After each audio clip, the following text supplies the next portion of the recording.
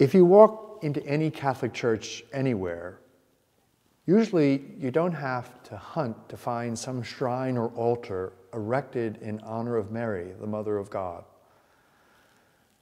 To many non-Catholic people, Catholics used to be identified popularly as the ones who ate fish on Fridays and had missals bulging with litanies and devotions to Our Lady. Catholics were different somehow. You could watch them taking to the streets in May in glittering processions, carrying statues, banners, candles, rosaries, hymn sheets, all dressed in their Sunday best and singing hymns to the Queen of Heaven, the ocean star. And apart from the decked out altar boys, they all looked as if they were having a good time. Honoring Mary, however, had a late start in the life of the church.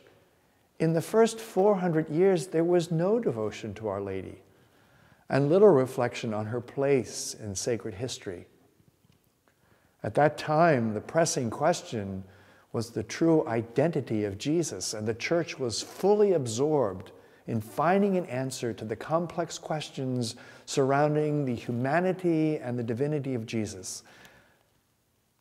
This was a matter that concerned not only bishops and theologians, but everyone. Whole critics were divided over the answers. There was confusion and bickering and battles and even persecutions. Everyone was involved. One church father complained that he couldn't go to the public baths without the attendants asking him if he really thought that Jesus was divine. It was only after the divinity of Christ was proclaimed in the early councils of the church that attention switched to Mary. In 431, the Council of Ephesus devoted much attention to the subject of how the Son of God was given birth to humanly.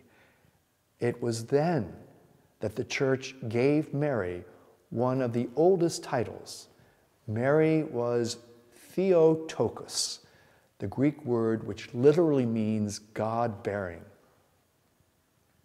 To affirm that the Son of God had a human birth, the fathers proclaimed that Mary was the God-bearer.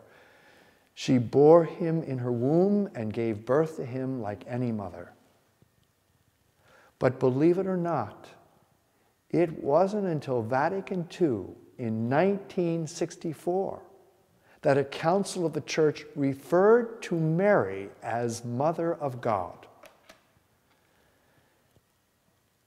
Today, Mary, the Mother of God, is a beacon of hope for so many Catholics and Christians in their growing struggle of everyday life.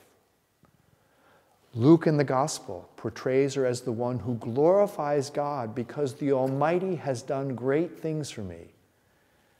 She is a woman of the people whose beautiful song delights in God's choice of her, and whose spirit soars because God has not overlooked the lowly handmaid.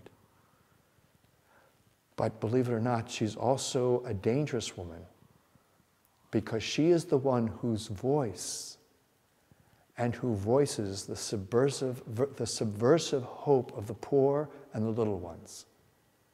She is the one who sees God as pulling down princes from their thrones and lifting up the lowly. It is the hungry this God fills with good things and sends the rich away empty-handed. For many people, the Magnificat expresses their own hope in the liberating power of God. For them, Mary is not so much alive in statues and pictures, but she's alive in the real and the powerful change that can be brought about in the world when God's preferences and God's choices are taken seriously. She is the mother of all who are oppressed and overlooked and scorned. She is the little one, the lowly servant, made great by the choice of God. That same choice is extended to all the lowly. Mary voices God's opposition to tyranny, his determination to pull down the powers that brutalize their subjects. So in that, Mary is no passive, silent woman. And it's hardly surprising, therefore, that it is the poor who look to her for the most help. It is they we see on our television screens who carry her statues with great dignity as they process in the circles outside palaces and prisons and army headquarters. Clearly, they believe something that we tend to forget.